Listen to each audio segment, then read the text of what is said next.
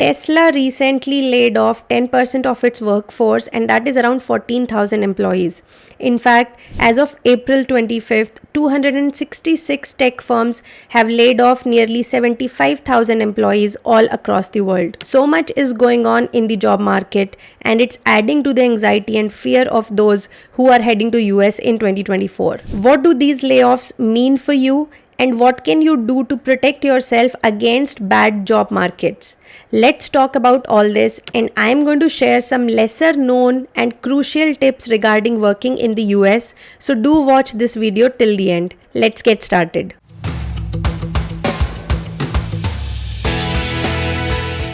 Hey guys, hope you're doing great. This is Nishtha and I'm so grateful to have you guys join me each Sunday. I myself did my masters in CS at UIUC and dropped out of MBA program at New York University. In between, I worked on Wall Street and with a unicorn startup in New York City. I was the first person in my family to study abroad and build a high growth career there. So I know what it takes to thrive in the US, and on this channel, I create content to help you do the same. Today's video is critical because I want to help you prepare against the harsh job market that exists in the US and of course all around the world. So my agenda for today is, number one, I'm going to share latest updates from Scholar Strategy community and their job hunt results. Number two, I'm going to give you 8 tips to protect yourself during layoffs and bad job market in 2024.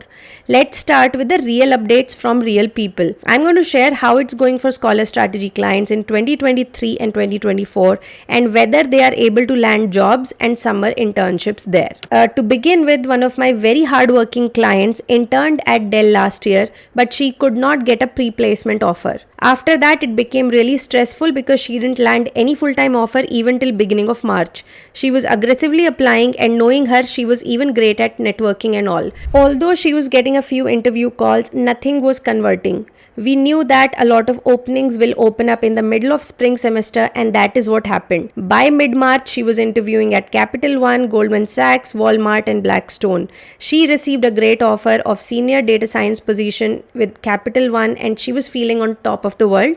I can imagine the relief because it's not easy getting so close to your graduation date and have no full-time offer in the hand. And you know the best part, she just informed me that Capital One had also filed for her H-1B petition and it got picked up in the lottery this April. She was following everything I've mentioned in the internship and job hunt masterclass, and I'm so glad and proud to see her coming out of this rough patch and start her H-1B journey in the US. It just reminds me of that saying, भगवान जब देता है तो छप्पर फाड़ के देता है. I then want to share updates from another audience member who has watched our content and followed all our advice. So happy to report that he has received multiple internships this summer. In fact, he just missed out on Apple in the final round. Let me also share a heartening story of one of our older clients who had been working on H-1B visa for some time.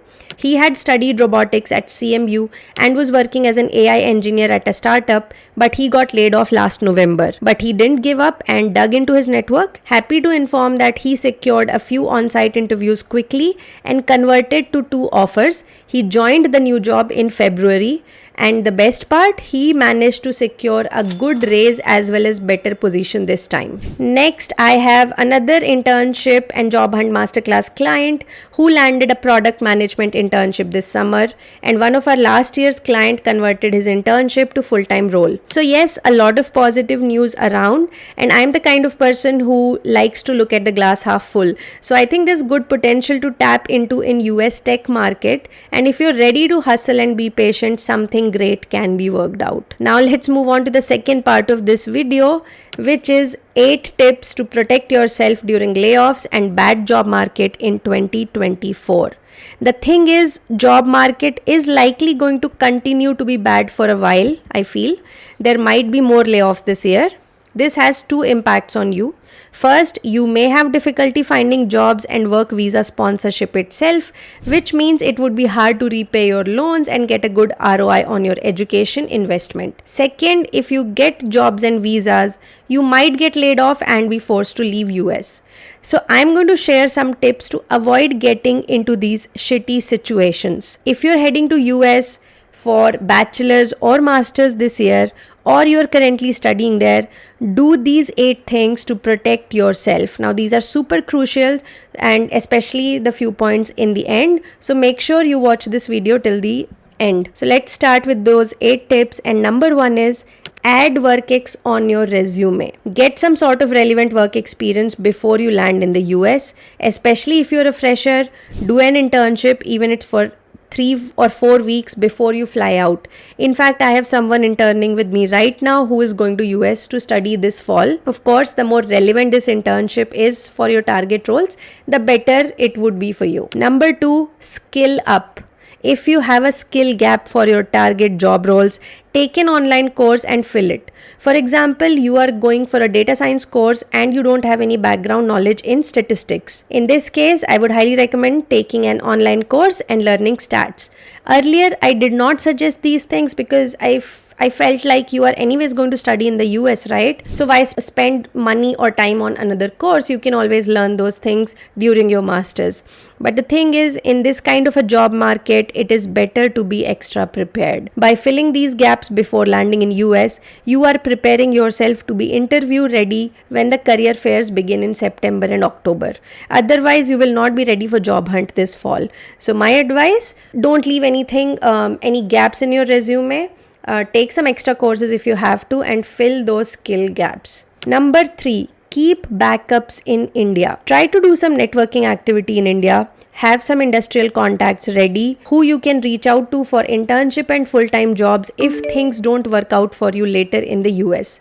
Let's say you couldn't find summer internship in US, but you can still do it with an Indian company. If you're quitting your job to go for a master's, maintain good terms with your current manager and discuss the possibility of doing an internship with your current company. Doesn't harm to have those extra options in the hand. Number 4, look only for jobs that offer H-1B sponsorship.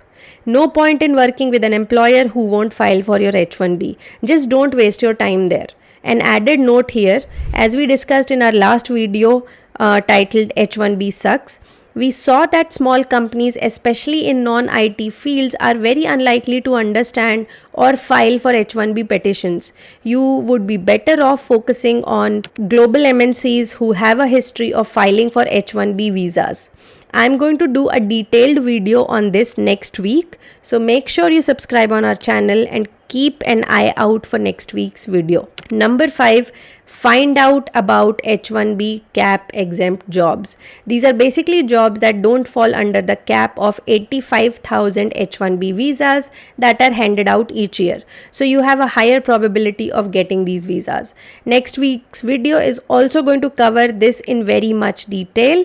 So yes, stay tuned on our updates. Number 6, start building O1 visa qualification. There's a lesser known visa that you can use to work in the US instead of H-1B, and it is known as O1 visa. You can get this by demonstrating extraordinary ability in your field like science, arts, education, business, etc. through evidence like awards, publications, or high recognition projects. It's not easy to get it, but it's not impossible either. So find out what it takes to get this O1 visa and start building a profile for it. The whole point is, let's have a backup in case H-1B doesn't work out for us. Number 7, find out about Day 1 CPT programs. These are offered by some universities and allow international students on F1 visa to begin CPT from the very first day of their academic program. In case you get laid off or your H-1B doesn't get picked up in the lottery, you can join these programs to continue as a student but still work in the US until you figure things out. I'm not very well versed on the repercussions of this, and there's like some news that like these are not considered good by the USCIS and may cause problem in immigration for you. So please do your due diligence first. I'm just sharing that this is also an option. Next point is, start preparing for internships and job hunt right now. Job hunt can get overwhelming when you start your education in US. A lot is happening in the first semester and many people find themselves ill prepared for the internship interviews, etc. This is why I have created an elaborate internship and job hunt masterclass which contains all the tips and tricks and long-term advice that I have learned from my experience in the US. I'm stoked that students who have taken these classes are performing relatively better than others. They know what they're up against and they know what to do. So yes, I highly recommend taking this internship masterclass and following the strategies that we have there, because this is designed to not only help you in short term but also have an accelerated career growth in next 5 to 10 years. The link is in the description box. Check out the testimonials in there, and if you find it relevant, feel free to enroll. So this was a quick video from my side about the job market updates in US, what to expect and how to be better prepared for it. As I mentioned, next video will contain crucial tips regarding H-1B visas, so don't miss out. And do let me know in the comments if you're finding these videos helpful, what else can we post for you, etc, etc. Your words, encouragement and comments really mean a lot. So thank you once again for being here, and I will see you guys next time with a fresh new video. Until then, take care. Bye-bye.